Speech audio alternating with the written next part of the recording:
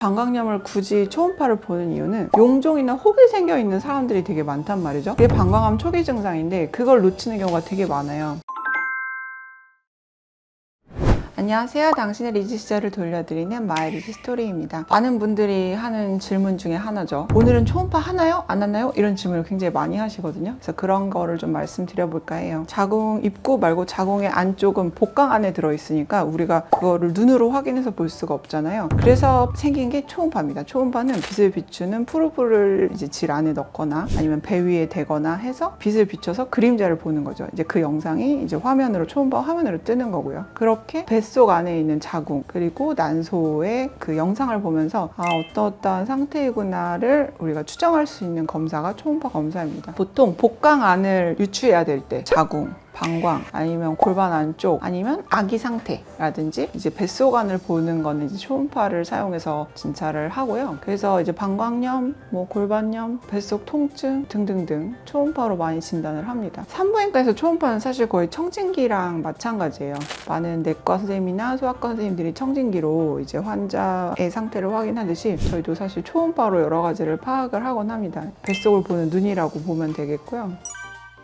방광 초음파 볼 때 물을 먹고 하잖아요. 근데 그 이유를 궁금해 하시는 분들이 계셔서. 그러니까 방광이 고무풍선처럼 쫙쫙 늘어났다가 줄어드는 구조예요. 그래서 우리가 방광염을 굳이 초음파를 보는 이유는 염증 때문에 두꺼운 벽을 보는 것도 보지만 의외로 방광 내막 안에 용종이나 혹이 생겨있는 사람들이 되게 많단 말이죠. 그게 방광암 초기 증상인데 그걸 놓치는 경우가 되게 많아요. 너무 이제 만성 방광염을 많이 앓다 보면 방광 안에 뭐가 있는 경우가 많죠. 실제로 막 염증 심한 분들은 막 눈처럼 날아다니는 세포들이 있잖아요. 걔네가 속에서 뭉쳐서 뭔가를 만든다고 생각을 하면 당연히 이제 간과할 수 없죠. 그래서 저도 방광에 혹 같은 게 보이는 분이 있으면은 반드시 항생제 다 먹고 가라앉은 다음에 한 번 더 봐요. 그게 부어서 벽이 그렇게 보인 건지 아니면 진짜 혹인지.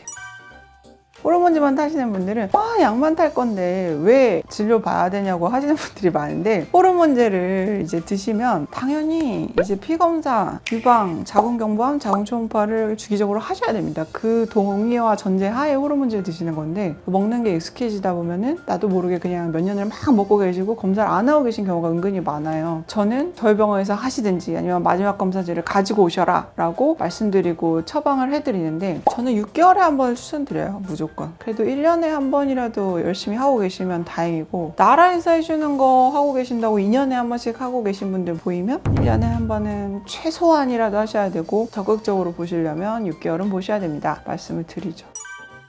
하나 병원을 정해서 기록을 남겨두시는 게 좋아요. 마지막 암검사, 마지막 초음파 기록을 좀 남겨두시고 어느 병원에서 마지막에 했다라는 정도는 좀 기억을 하시는 게 좋고 자료를 찾을 수 있게. 그리고 내가 언제 검사를 했었지? 물어보시면 이게 1년 전이었나 2년 전이나 3년 전 이렇게 하시는 분들이 있는데 내 몸에 뭐가 생기면 아무도 책임져 주질 않거든요. 결국 내가 혼자 떠안아야 되는 책임이기 때문에 반드시 1년에 한 번은 내 몸을 좀 점검하는 습관을 기르는 게 좋을 것 같습니다. 그리고 건강검사 결과지도 좀 요새는 다 전산으로도 다 주는 시대니까 그렇게 갖고 계시면 좋을 것 같고요. 그리고 정말 아무리 바빠도 특히 여성분들은 폐경기 이후에 정말 초음파나 유방이나 중요해요. 그래서 꼭 6개월에 한 번, 1년에 한 번이라도 검사를 하고 그 검사 결과지가 어디 있는지까지는 기억을 하셨으면 좋겠습니다.